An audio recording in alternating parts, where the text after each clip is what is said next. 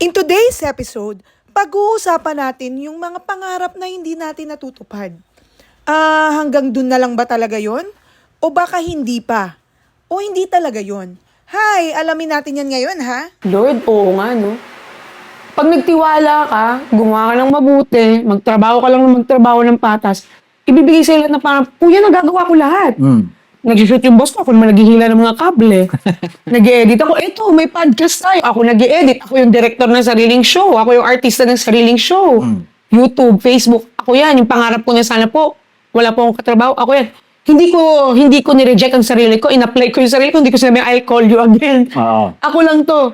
So, paano kung isipin mo, hindi ka man hinatid ng mga natutunan mo sa eskwelahan, ihahatid ka dun sa mga skills, sa mga taong nakilala mo, yung mga nagkambag sa buhay mo. So, eventually, baka dalhin ka rin sa pangarap mo or baka kaya hindi binibigay sa'yo yung pangarap mo dahil mas better ka dito sa other way. Oo, parang what I'm picking up from you is yung journey to the goal or dun sa dream is not always a straight path. Oo naman. Hindi talaga.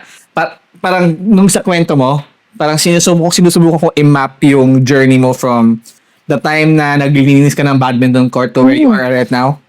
Ganito siya eh. Ganyan. Oo. Tapos bumalik ka dito. Detour. Ganon, detour, pag ganon. Tapos saka ka pumunta dito. Diba? Ako, parang nag-resound sa akin yung experience mo in such a way na parang very similar tayo na we were forced to come up with a really good response Yeah. to life eh. Like in my case, yung sobrang daming curveball na nangyari, no? Ito yung time na, okay, sige, mag-work na talaga ako. And to my demise, full-time work, full-time student. Pagod, palagi. Pero yung sa una kong trabaho, wala pa rin talaga siyang kinalaman sa paglipad eh, obviously, kasi communication eh. No, sa customer service ako noon. Pero doon ko naranasan yung importance of high performance sa ginagawa mo kasi may mga time na bumagsak talaga yung performance so natatanggalin na talaga ako. Yung una kong lesson na naintindihan ko doon sa unang trabaho ko is yung network. Kailangan magaling ka makipag-usap din sa mga boss mo, sa mga taong importante sa paligid. That parang yung 3 taon ko doon gave me the skill enough to move to the next chapter, which is kung nasaan ako ngayon. Pero it took 1 more year before I can get there kasi yung unang application ko, inabot ko yung resume ko after 5 minutes bumalik. Bakit? Next time na lang daw kasi hindi daw ako yung hinahanap nila. Walang basa-basa, walang initial interview, naalala ko yung suot ng HR. Babae siya na maputi, nakaitim siya, mahaba buhok. Maganda siya. Ay, nako. Sabi pero naalala ko na sabi ko sa kanya, babalikan ko tong pinto na to. Itong entranceway na to, babalikan ko to.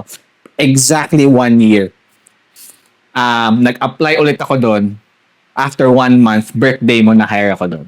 O, di ba kaya dapat taon-taon nagbibigay ka ng sapatos sa akin? Ha? Tigilan mo ako. Grabe naman. Pero yung trabaho na yon, hindi niya ako nilapit to actually flying airplanes, pero inalaw niya noon para makasakay ako ng mga eroplano. Oh, di ba? I was nearer to an experience. God. It brought me to a different experience that I never thought, like for example, na ma-achieve ko. Hindi man ako nakapunta sa cockpit, pero I was seated in a plane that brought me, for example, sa Malaysia, sa London. London. Diba? Or kung tapos naranasan ko na yung mag-travel, pwede nakakapag-aeroplano na ako papunta magbakasyon. As an example, pupunta ng Leyte, pupunta ng probinsya. Taiwan, diba? So, sabi ko, parang, I was thinking about it, sabi ko, hindi nga tinupad ng the man above yung pangarap ko as of now to fly planes. And maybe not anymore kasi sinasabi ni Lord, hindi ka para doon talaga. Parang you are meant to lead people. And na-realize ko yan, parang after 5 years ng previous role ko, I was doing technical stuff. Pero I was happy looking out for people that needs my help sa trabaho. Sabi ko, one day I want to look out and manage people and shape them and be part of their growth. After 2 years na promote ako, actually I'm looking after 10 managers, 30 people, almost 40 people. And I make important decisions sa trabaho, sa ganyan. And I'm very happy where I am at kasi mahirap yung trabaho ko, pero yung joy of Diba? having people around, parang supporting each other, supporting you, you supporting them. Parang sabi ko, okay, baka nga sinasabi ni Lord na hindi ako pwede magpalipad ng eroplano kasi hindi ako meant to manage systems. I am meant to manage lives and people. Ang ganda niyan. Ang ganda ng sinabi mo na minsan yung mga pangarap natin nilalagay sa ibang imahe. Meron yung sabay mong nakukuha. Parang ako dun lang sa example mo. Dati po, pangarap ko lang, ano po bang pakiramdam ng makasakay ng eroplano? Oo. Ganon. Kasi ang pangarap ko mag-shoot. Pangarap ko talaga maging direktor. Hindi ko alam kung paano, hindi ko alam kung ano yung pagiging direktor. Pero parang feeling ko, yung idea na dapat ganito mo siya gagawin, ganyan, ganito mo sasabihin. Feeling ko yung director sa akin. Pero hindi ko po alam. Sinasabi ko lang yung pangarap ko. Pero, alam mo yun, nagawa ko siya all at once, napapadala sa ibang lugar, para mag-shoot. Makukuha mo talaga siya eh. Tapos parang na-realize ko habang nagkikwento ka, minsan, sa mga nakikinig, no? Walang mong mawawala. There's no harm in trying. Tama ba yung English ko? Oo. Subukan Trying. mo. Gusto ko yung Shoot. Bigyan mo ng shot yung pangarap mo. Subukan mo, lakasan mo lang yung loob mo at some point. Kung ano man yan, subuk lang kahit isang step, simulan mo. Habang ginagawa mo yung, kung ano man yung ginagawa mo, just because hindi mo siya pwedeng bitawan dahil may kailangan kang buhayin. Alam mo yung pakiramdam na, halimbawa ako,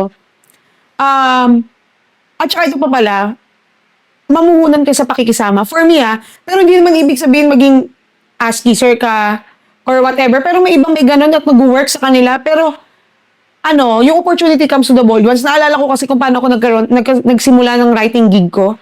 Sa ABS, sumasama ako sa kaibigan ko, Dapper kasi siya. Sumasama ako sa kanya.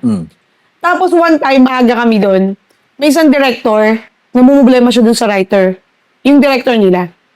Sabay sabi nung sa gigil niya at sa init ng ulo niya, sabi niya, ikaw, marunong ka ba magsulat? Kuya, umuo ako. Kahit hindi po ako marunong. Tapos doon ko na lang natutunan along the way. Basic lang. Pag tama, thank you po. Pag mali ka, wala kang gagawin kundi mag-sorry. Nagagalit yung mga dabbers. Grabe yun.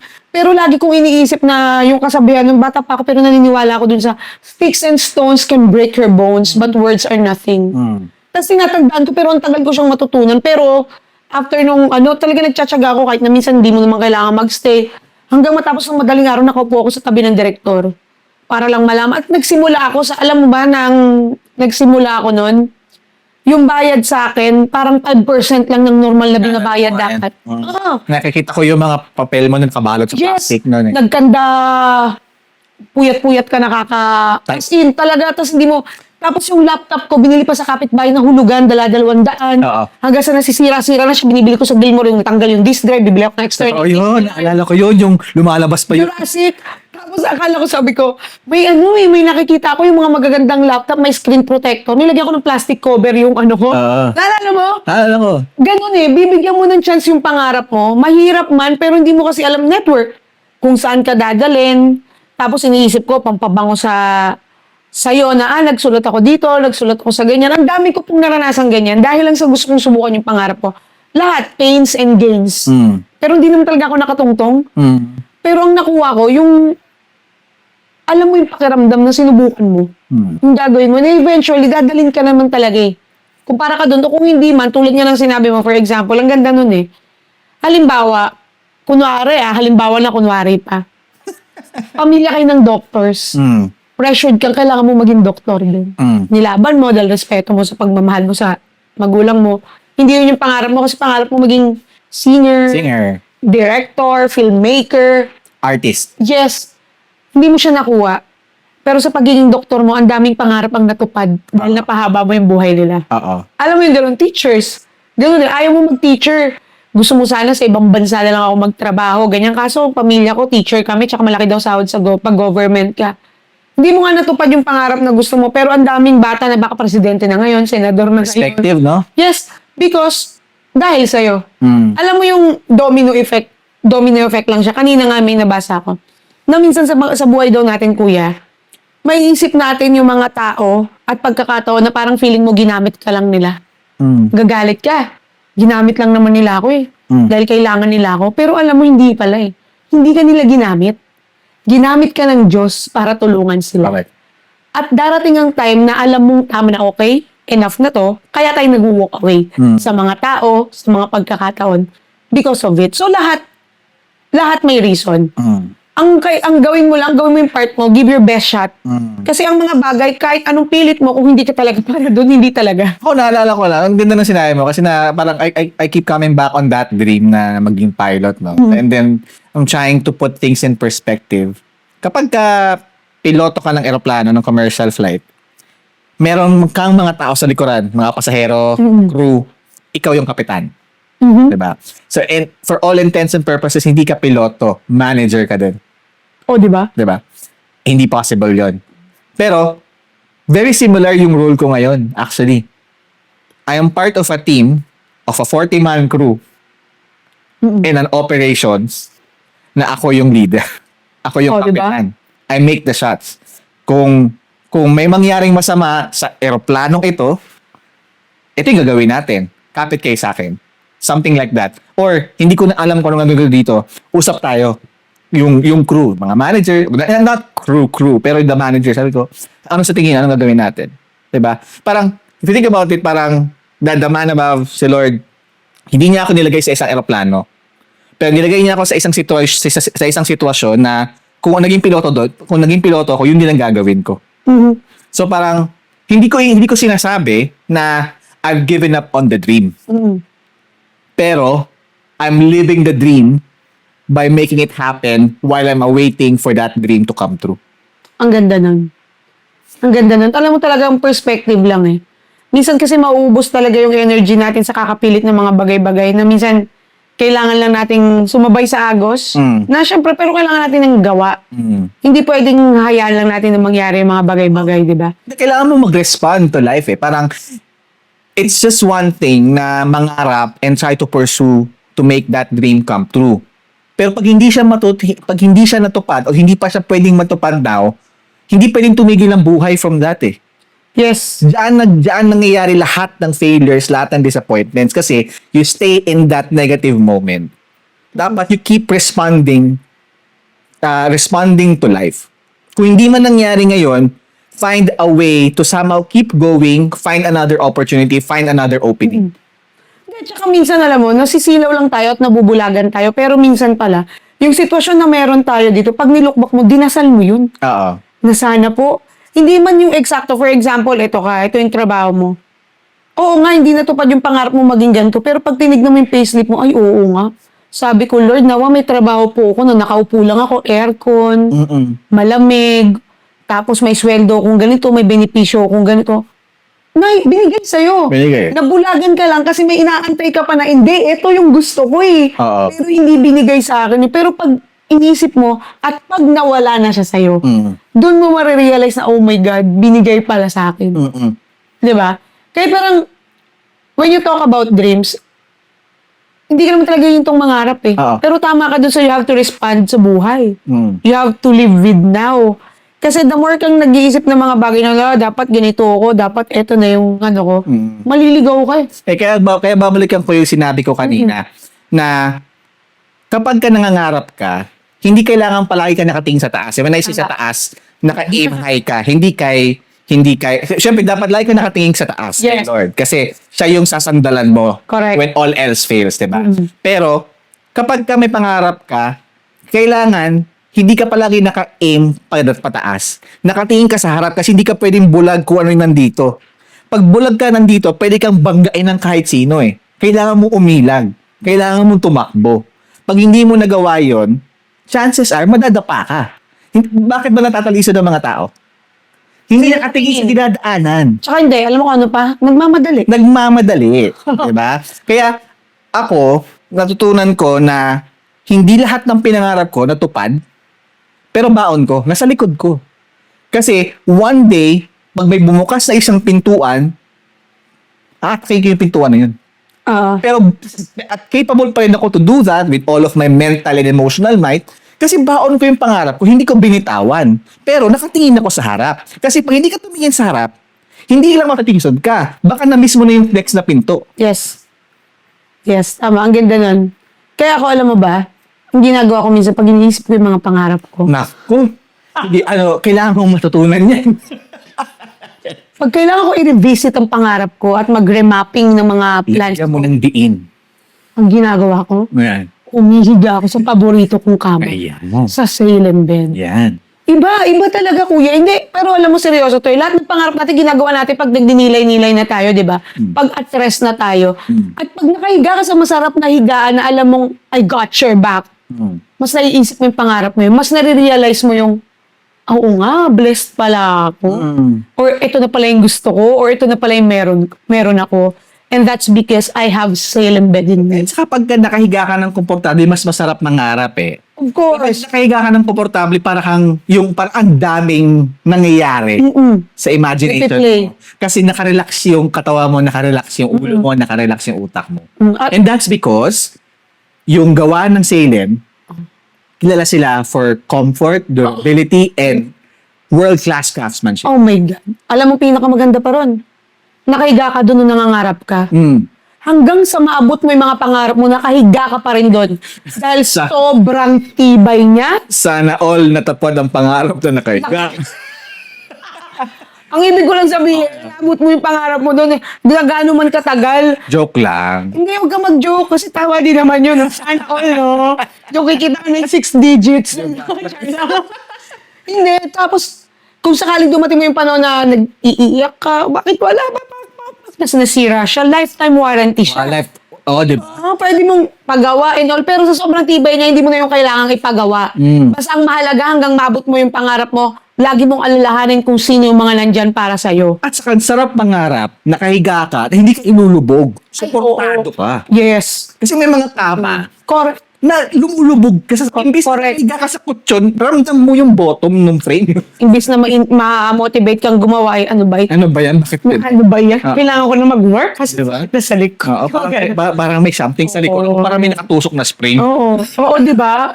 Wala. Ang Salem bed, one of the best spring mattresses in town. Exactly. Hindi tumatagos ang spring. Dekada ang track record niyan. Lahat ng wrestling doon nag-practice. Di I ba? think so. Dali mo, ilipande nga, napaupo Oo. nila doon. Kaya yun, mahalaga. Bigla ko lang naalala, no? Bukod sa kama mo, mahalagang lingunin mo. Hindi yung mga taong nandyan nung naabot mo yung pangarap mo, kundi nung habang binubuo mo pa siya at natatalisod ka at babangon ka ulit. O sila lang din naman yung makikita mo sa dulo. Yes, lagi mo silang lingunin, pasalamatan. So, Salem bed, thank you so much. Salamat. Sir. Diba?